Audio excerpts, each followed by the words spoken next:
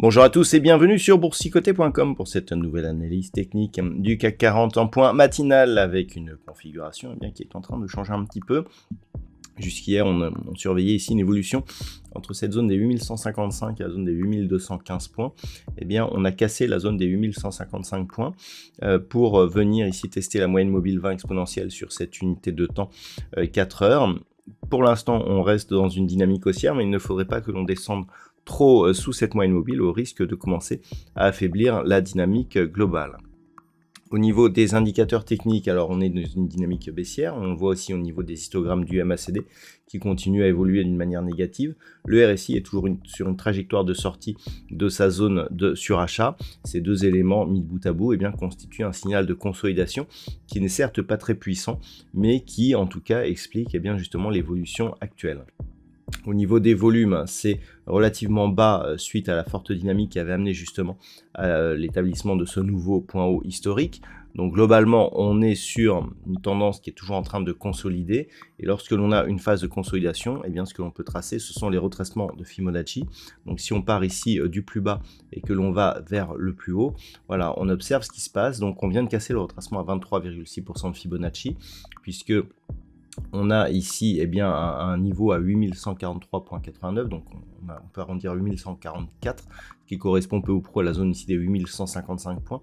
Le fait que l'on attaque ici cette zone nous met comme objectif la prochaine zone de support 8092, puisque le retracement à 38,2 se situe à 8098,05. Tant que l'on reste sur ces niveaux, on est toujours dans une dynamique haussière. Il faudrait casser la zone des 38,2 pour commencer à affaiblir cette tendance. La seule chose que l'on change du fait de casser ici le retracement à 23,6, c'est que l'on passe d'une phase de consolidation horizontale à une phase de consolidation qui nous amène un mouvement baissier. Mais on reste dans une tendance haussière.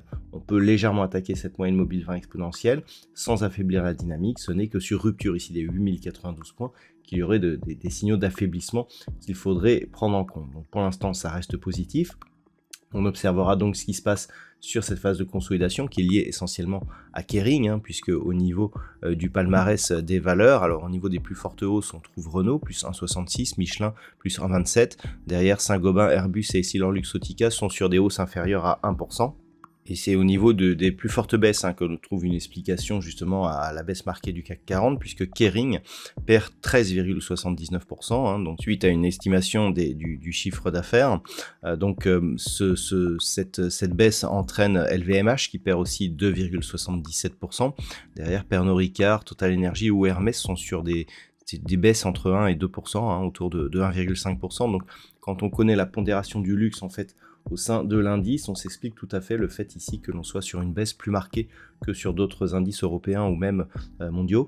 Et donc cela s'explique, c'est un effet je dirais de secteur, et vu que l'on a une forte pondération, on amplifie un peu le mouvement baissier donc justement par rapport à cette news. Donc globalement, on reste sur une tendance qui est haussière.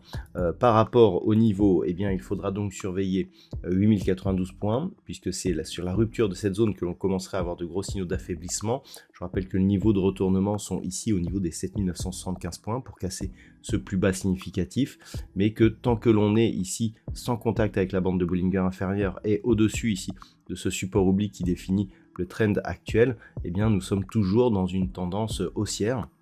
On le voit, on était venu marquer ici un contact sur cette résistance oblique. Je vous avais dit que cette zone serait certainement très dure à franchir. Ça a été le cas. On a échoué donc au franchissement de cette zone. Désormais, on consolide. C'est un mouvement tout à fait classique par rapport, je dirais, à l'évolution de cette tendance haussière.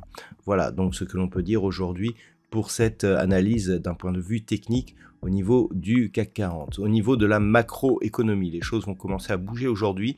Nous avons eu les chiffres de l'inflation qui ont été diffusés en Grande-Bretagne ce matin, une inflation qui a été légèrement inférieure à ce qui était attendu.